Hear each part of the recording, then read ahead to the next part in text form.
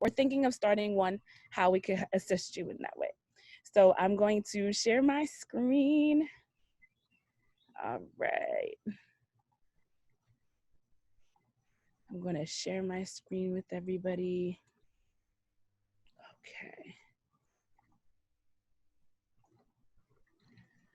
All right. Hi, everyone. I hear all the bells, the doorbells going off. So welcome. And today we're going to talk about customer service 101.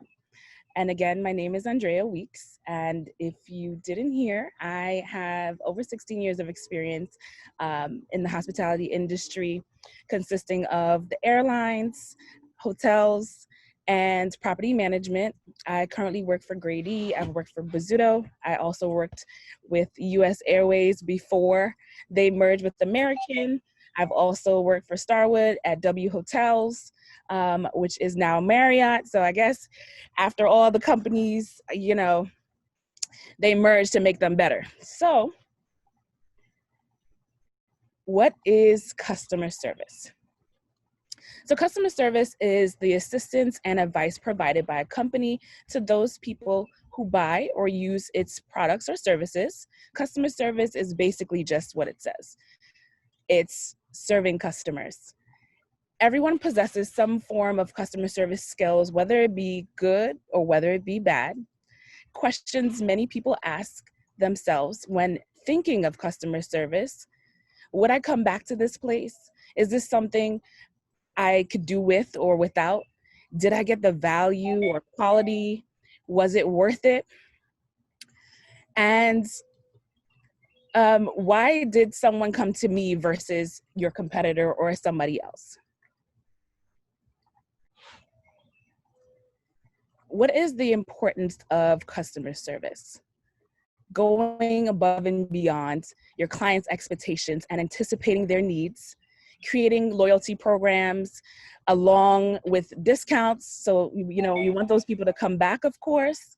Having clients discuss your company with others by word of mouth is very powerful and can, of course, gain you customers.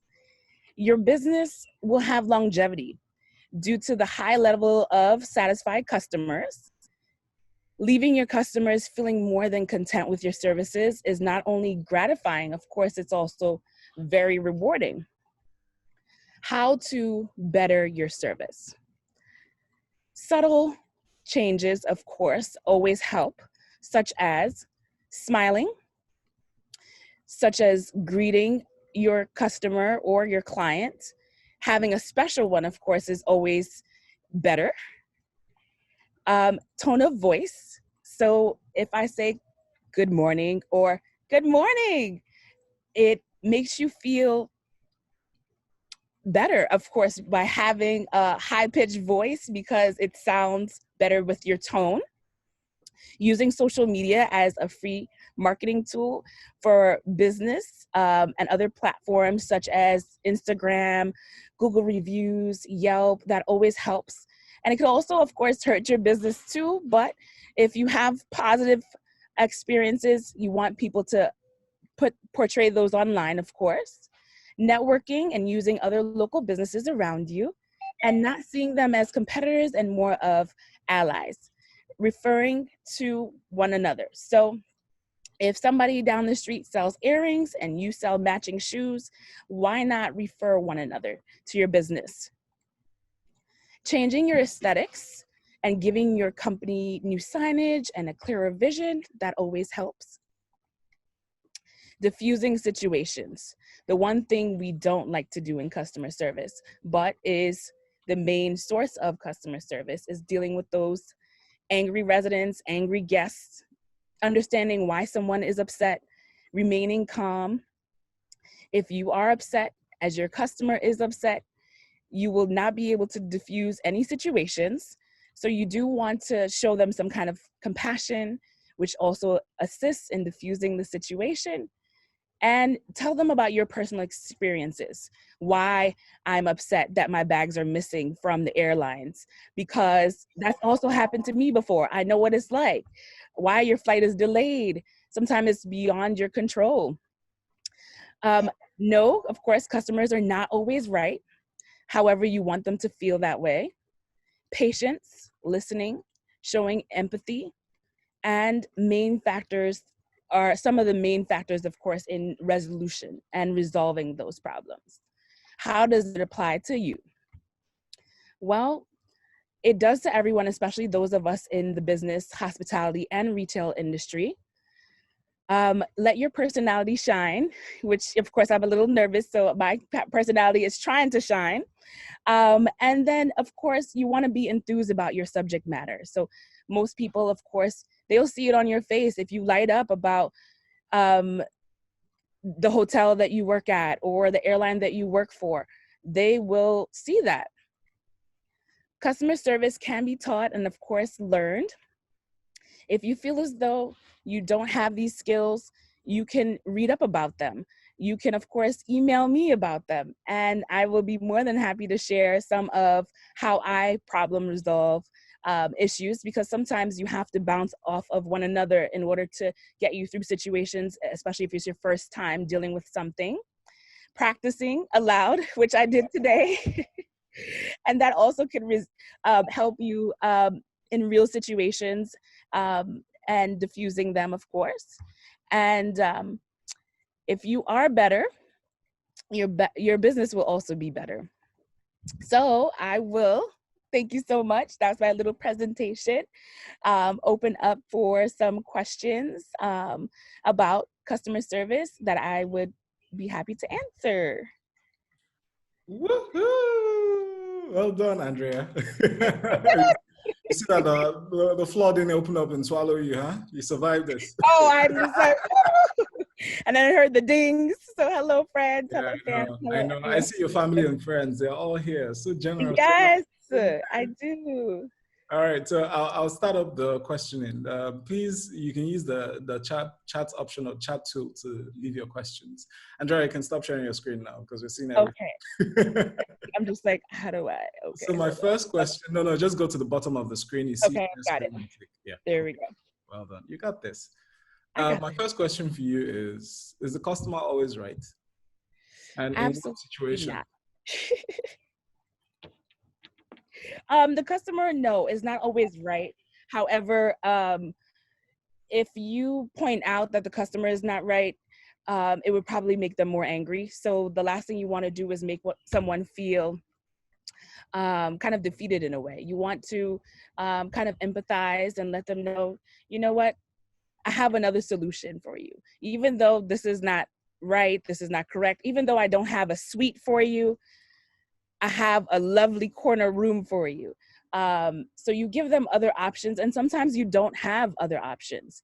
So I think transparency is probably the best way, by letting someone know, hey, you know what, this flight is delayed and it's weather related, so it's beyond our control. There's nothing that we can do. But by you telling them that information is helpful.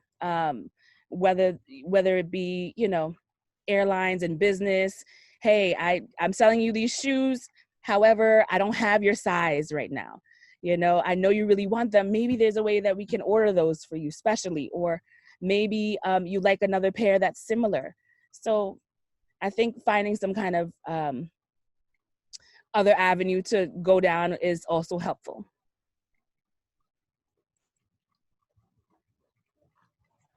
How do you provide genuine and customer service when you're having a hard time, a difficult day? Oh my gosh. Oh, you sound like me, Tisha. Oh my goodness. So you try to separate the two. As soon as you walk into your place of business, your face changed.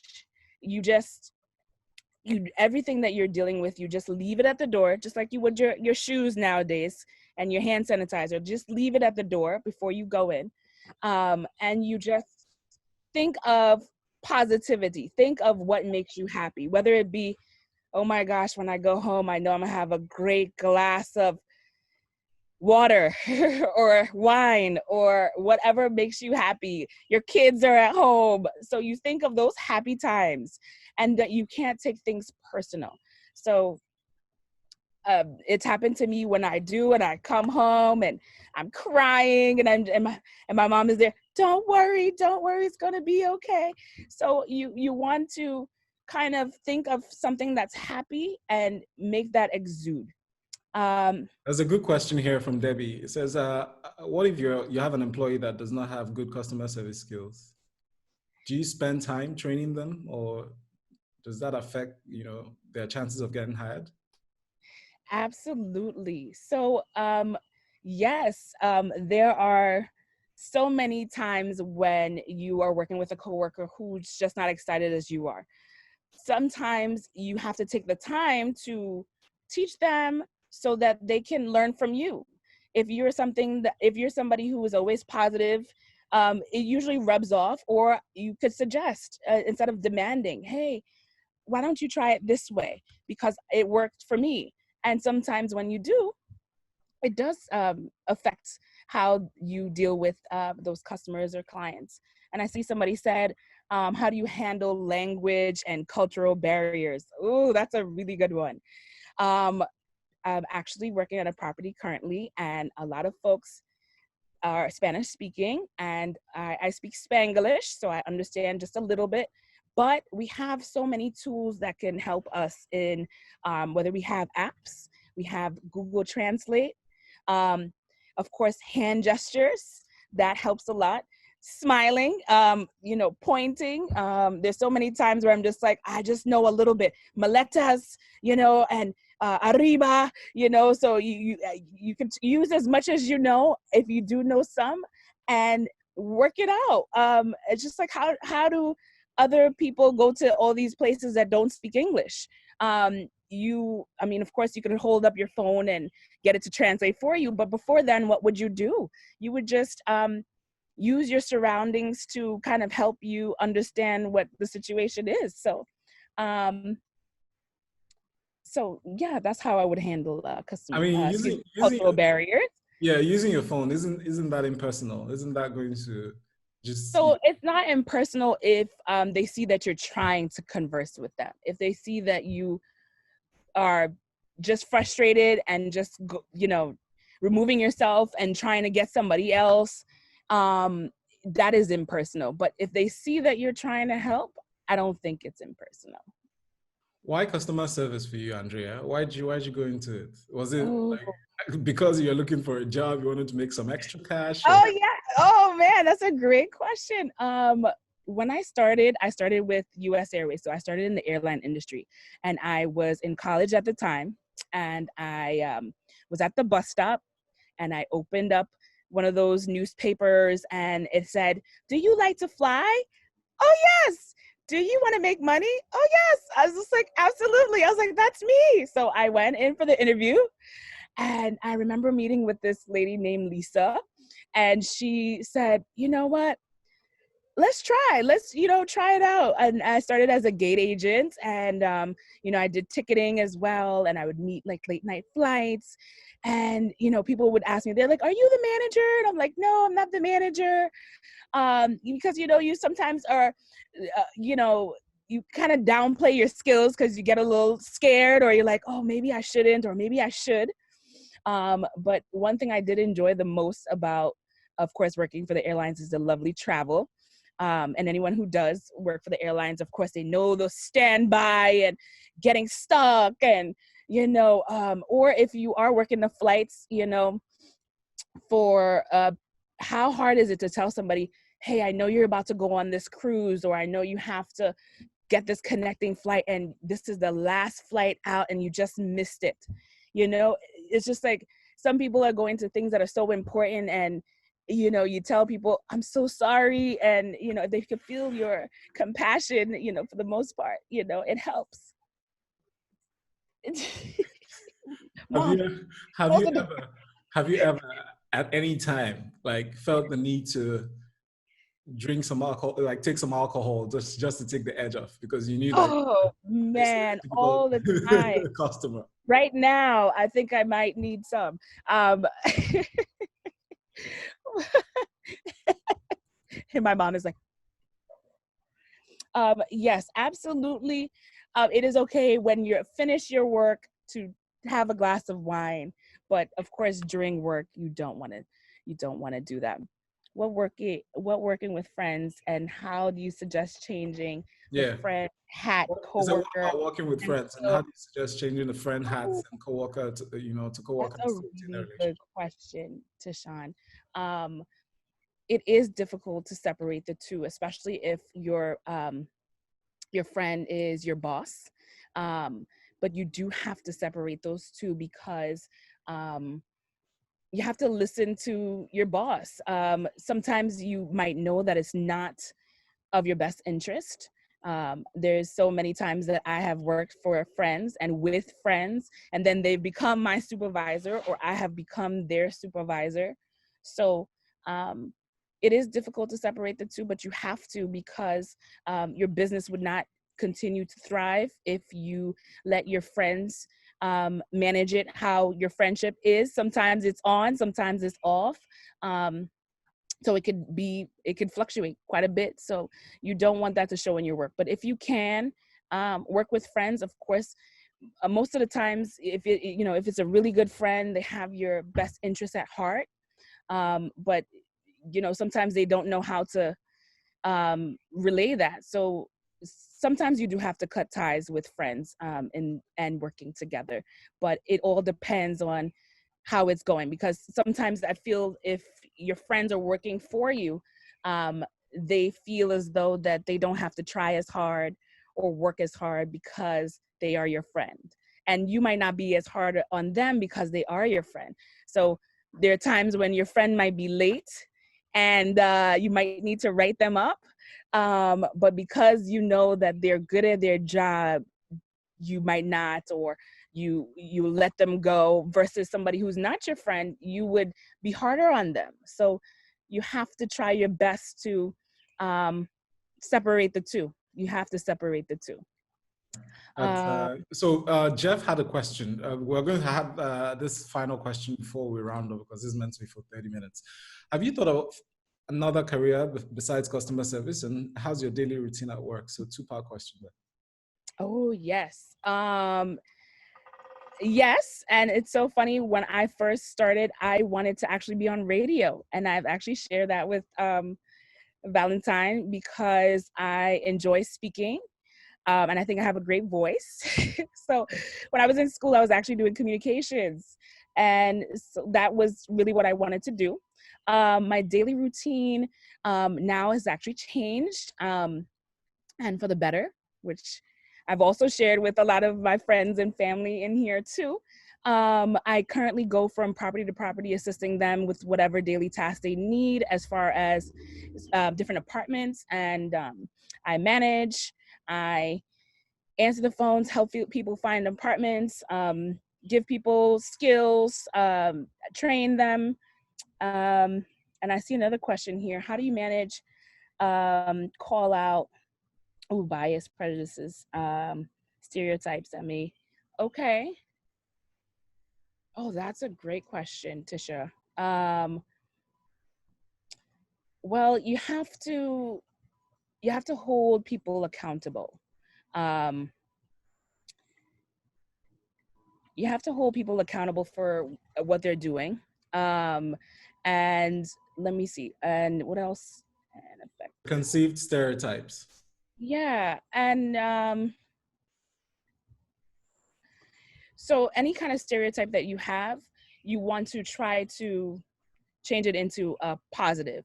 Of course, there's always going to be negative connotations with different things. It just all depends on what situation you're dealing with. Okay, So of let course, me give try you to an be example, neutral. Andrea. Try to be neutral, I Yeah, would one say. second. Let me give you an example. Yeah. Say I saw this story, and this is a sensitive matter. I saw this story last week. A black lady walked in with a child into a shop or a restaurant, and they have this dress code thing that that exists, that you're supposed to be corporately or corporate casually dressed, and Yeah. the child walked in shorts and sneakers, and they refused them entry just because the child was dressed that way. But there was another child of a different, race that was dressed the same way, and they didn't know they were there. Obviously, they've had themselves served and all that. They had eaten. So how do you now correct that stuff? I know it's easy for companies to put out statements afterwards, but how do you? Right. I think we're dealing with a lot of that currently. And, you know, sometimes you can't make those decisions on a whim. You have to, like I said, you have to be trying to be as neutral as you can. But if it's a topic such as race, it is a very sensitive subject. So you cannot be neutral. You have to actually take a stance in that. You have to kind of, mom. Sorry, my mom is here. Training.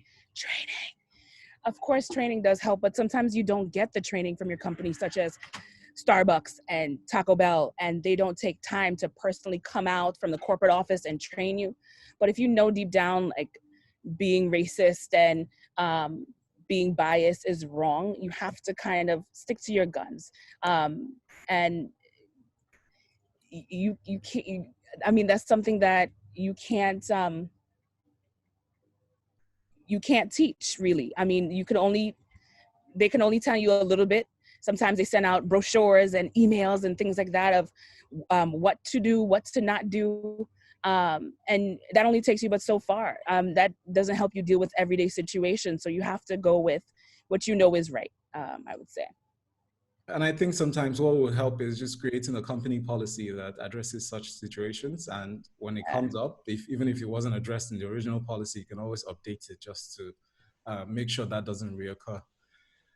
So yeah, thank you, Andrea. You've been so gracious with your answers. And if anybody wants to chip in, just to add a little contribution before we round up, because we have less than 4 minutes to wrap this up. Appreciating every one of you that have joined. I'm so grateful. All the family and friends, they all tripped up to support the girl. They did. I said, I need my friends and family to come through today for me. And my mom has been so amazing with helping me prepare. She's like, okay, tell me what you think. Tell me this. And I didn't do too much because she makes me even more nervous. But of course, she came in and gave me her tidbits. So thank you, Mom. Love you so much. Thank you, Karen. Karen and Tisha, this is a great session. Great job, Andrea. Thank you, Karen. And if anybody has questions, if you have a question regarding this session and how you can be part of it, please send me an email, val@valentineohu. Ohu is spelled O-H-U. That's my surname. So val@valentineohu.com. And Alex, thank you for being part of this. Thank you, and Sandra. I was just gonna say, Andrea, you're so right. What we've had, Alexander, I'm an airline captain in Germany. And what we're faced with various situations of, you have experience at the gate, we're faced with in the aircraft. If it's in flight, it's even worse. However, we found that being honest and empathetic is always the best way to go. In most cases, people just want to be seen, recognized, heard, and appreciated. Even if you can't solve the situation, if you just tell them how it is, that's fine. Absolutely. As long as they have the feeling of being heard, they're okay with just about any situation. And you just reminded me with your last question of an instance we had in flight. Of course, there are very rude customers. And there was one customer coming on board with a large bag, way too large to go in the overhead bins. So one of our stewards, who happened to be gay, told this customer that this bag has to go downstairs, and he didn't want to. So he finally, this customer drew the card of, provoking our steward and saying, well, I'm not gonna let a fag tell me what to do. And the steward just replied, well, fag or not, doesn't matter, the bag goes downstairs. The end of it. So he was being true. He didn't try to cover up anything. He was just saying, no, okay, that's the way it is. This wasn't correct, but he just... People are always going to test us by saying hurtful things. I've been called racist by somebody else who is also the same race as me. And I said, how is that possible? So I totally understand where you're coming from. People use things or features on yourself to try to hurt you or get personal with you. And you have to keep that poker face on. And I say, kill them with kindness. Kill them. So when they see you sweat, like I'm sweating a little bit right now, they take advantage of that. So you want to just remain as calm as possible. And ma'am, absolutely, I understand. I wouldn't want to put my bag downstairs either. However, Yep. put it downstairs in a nice way. I see we have 1 minute left, and I just want we have to go now for giving me this opportunity to talk. It was a pleasure meeting all of you. Of course, you could always find me via my email. And of course, all my friends and family, you know how to find me. But it was a pleasure speaking with all of you. And thank you so much, Val, for sharing your platform. My pleasure. My pleasure. Everyone, please stay safe and wash your hands. I'm going to wash my hands after this. And just be healthy. This is a recurring meeting every Saturday, 9 a.m. US, 2 p.m. WAT. All right. Have a lovely weekend, guys. Thank you so much. Bye, everyone.